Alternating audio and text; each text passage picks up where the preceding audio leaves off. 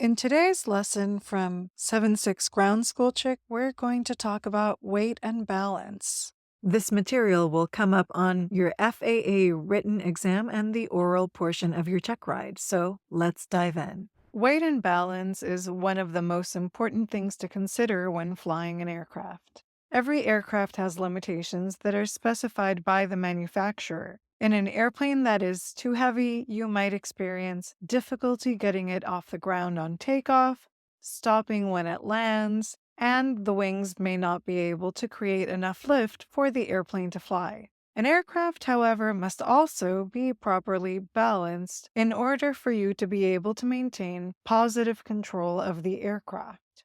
If the airplane isn't properly balanced, there are several issues you could experience. First, let's define what a well-balanced aircraft means. A common way of illustrating weight and balance is using a seesaw. If there's more weight on one side of the seesaw, it is not balanced. Another example of a seesaw that is not balanced is if there is the same amount of weight on both sides of the seesaw, but one weight is much farther from the fulcrum in the center than the other weight. So the amount of weight is a factor, but so is the location where the weight is placed.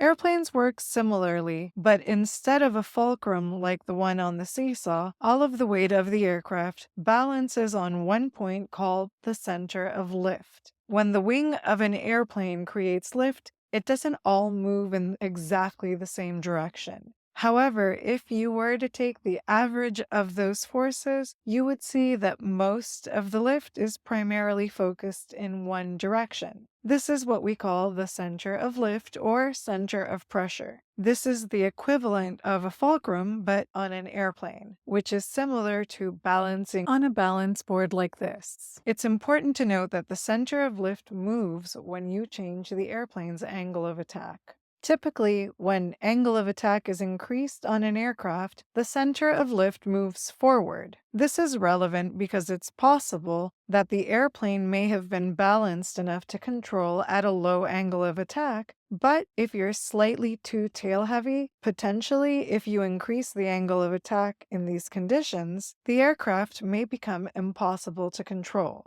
Next, let's look at the center of gravity. The center of gravity, or CG, is a point where the entire weight of that object or system is considered to be concentrated. It is the average location of all the mass, and it is the point around which the object or system's weight is evenly distributed in all directions.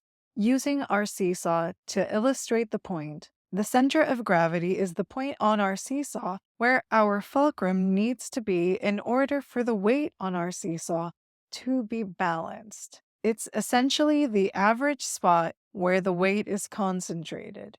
Interestingly, we don't put the center of gravity right on our center of lift of an airplane. The reason for that is that the engine in the nose of the aircraft is remarkably heavy. Achieving balance by adding weight to the tail would be extremely challenging, as it would be nearly impossible to do so without excessively increasing the overall weight of the aircraft. Instead, aircraft manufacturers use the horizontal stabilizer at the tail of the airplane to create a solution. The horizontal stabilizer acts as an inverted wing structure at the rear of the airplane. This design creates a downward force, effectively counterbalancing the substantial weight of the engine without adding unnecessary additional weight.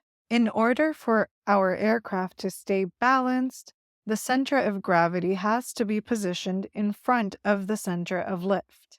This setup allows the elevator or stabilator to be effective in creating a downward force that evens out the center of lift with the center of gravity. Now, going back to our discussion on how airplanes generate lift, you may remember that it's crucial to have a certain amount of airflow over the tail to maintain a well-balanced aircraft. This is the reason why when you're just beginning the takeoff and haven't reached the required airspeed, you'll notice the airplane's nose feels quite heavy. Once you have sufficient airspeed, it becomes noticeably easier to pitch up and climb out on takeoff. This is attributed to the increased tail downforce generated by the relative wind during this phase of flight. This is precisely the purpose of elevator trim. It allows you to adjust the position of your elevator or stabilator, ensuring a specific amount of tail downforce for optimal balance. This enables you to maintain balance during flight. Now, let's explore the scenario where your center of gravity is excessively forward, meaning the nose of the aircraft is overweight. The first thing you may notice in this situation is that lifting the nose of the airplane becomes quite a challenge, primarily due to insufficient tail downforce to counterbalance the weight of the nose. Even if you manage to get the airplane airborne, sustaining level flight demands a considerable increase in downforce on the tail to prevent the nose from dropping. In a situation where the nose is extremely heavy, it's conceivable that even with full nose-up trim, you might find yourself needing to pull back on the yoke in order to sustain level flight. So, if you imagine a scenario where it is necessary to climb because of obstacles ahead, but the weight at the nose hinders your ability to climb, you can quickly see that adds up to a very bad day. This is complicated by the fact that when you fly in this configuration, pushing the tail down simultaneously increases your angle of attack.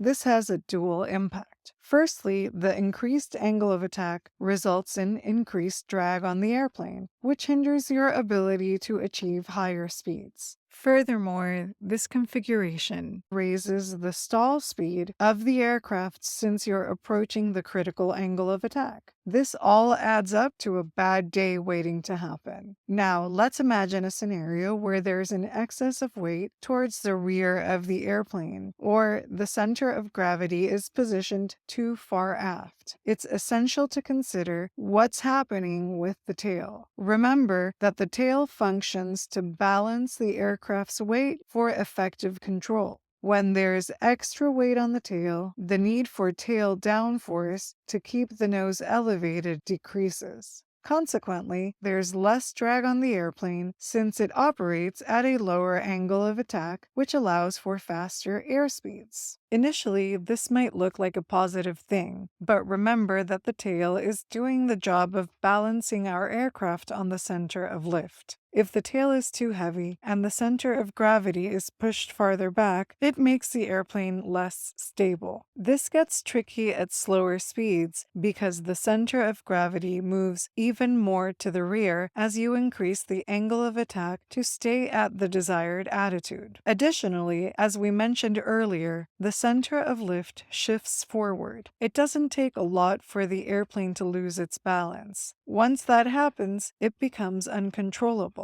In situations where the tail is too heavy and you find yourself in a stall or a spin, it could be quite challenging or impossible to recover. This is precisely why we go through the process of calculating the weight and balance of our airplane. The manufacturer has already done the complex calculations for the aircraft. They provide guidelines on how nose-heavy or tail-heavy the airplane can be. As long as you stay within the provided limits, they're essentially ensuring you'll have control over the airplane. I'll dive into how to determine if you're within those limits in our next video.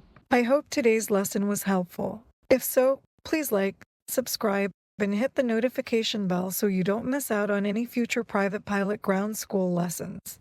And if you're interested in doing your private pilot ground school online directly with me and have me sign you off to take your FAA private pilot written exam, please reach out at chickswhoflyofficial@gmail.com.